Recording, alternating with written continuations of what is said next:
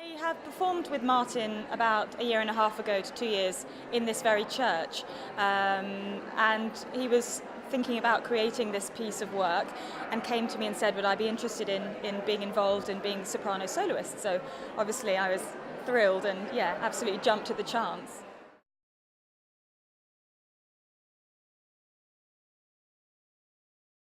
I'm actually a mezzo-soprano, so my voice is slightly lower and probably a bit more dark and rich than possibly a soprano. So I think having that warmth to the sound gives a real empathy to the character of Mary Magdalene, and I can express the pain and all the emotions that she goes through in this piece through my voice.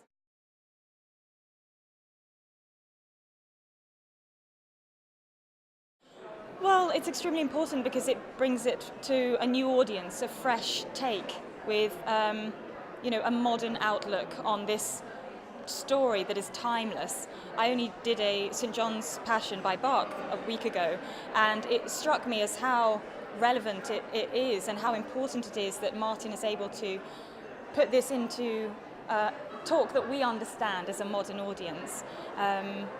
And it's amazing the similarities between what Bach was trying to achieve and what we can achieve with this piece.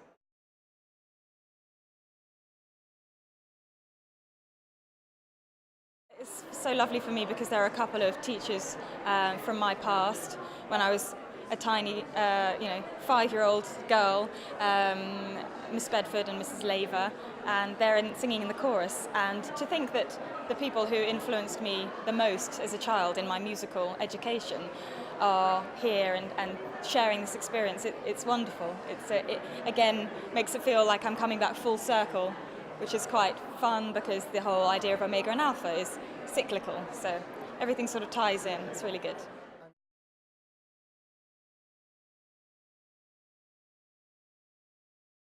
Often the way with oratorio, you come in, on the day and put it all together, but they have phenomenal voices and very unique sounds. I think all three of us bring something very different to the piece, but in the same way we can also blend our voices really well.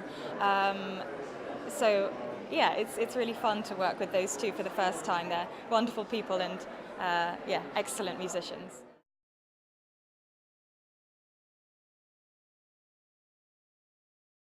He's a very generous man. He, through every stage of the creation of this piece, has welcomed input and suggestions from us.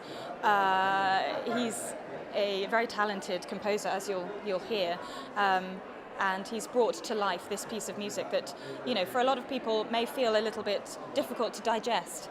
So yes, generous, warm, and very fun guy. He likes to have a laugh as well, so it's been an enjoyable experience.